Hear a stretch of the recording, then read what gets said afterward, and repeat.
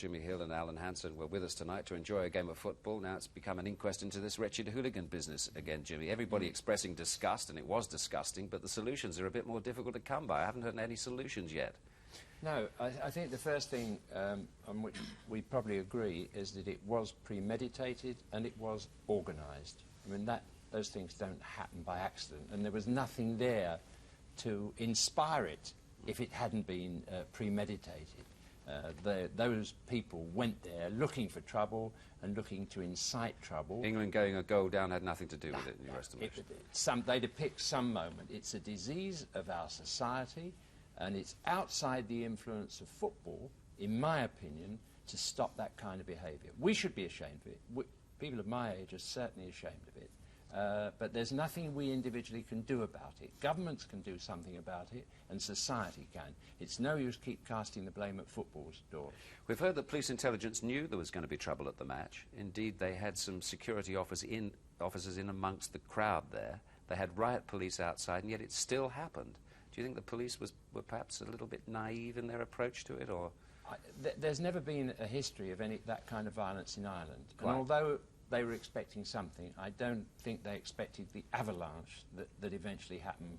You know, 4,500 people. They weren't all involved by any means, but the mayhem that erupted made the whole scene impossible for decent, ordinary policemen to control. And it wasn't until the riot squad came in and actually handed out some quite severe medicine, which will upset a lot of people. They say they shouldn't behave like that. Look at the way they were whacking them with their truncheons. But, I mean, either society makes up its mind that it's going to, take the action that will bring an end to this kind of thing, or we stop worrying about it and just say, well, that's what it's like living in this country or in any country at this time. I basically agree with that. I think that the Republic is the last place you'd expect any sort of trouble, but their record's wonderful, isn't it? It's fantastic. In sport, both home and away. And up till a week ago, I thought the dark days of the violence and the thuggery had gone, but obviously that's wrong.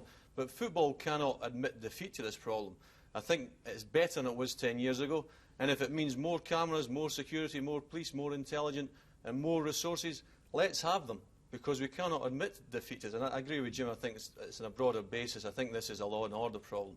Yes. And I think the courts should have wider powers to impose stiffer penalties. And let's stop feeling sympathy for the perpetrators of violence. Let's feel sympathy for the victims. And we've got to eradicate this problem. You see, closed-circuit cameras did a great job, really, in identifying those who are guilty. They're still there. I mean, they're still there in our grounds, and they still should be used, and the punishment should be handed out. That's one thing. I mean, I would like to see identity cards in this country. If you're talking about what should we do, innocent people, why should we worry about carrying identity cards? Well, they do in most countries in Europe, don't they? Yeah, I mean, for everyone. I mean, I've no resentment of that at all, and it would help. But I also think passports should be withdrawn of known offenders. I mean, if these people are saying, oh, we knew there were known offenders going there tonight and people going to cause trouble, for goodness sake, why don't we just take their passports away from them and say, you stay at home when the England team or any other team is playing abroad?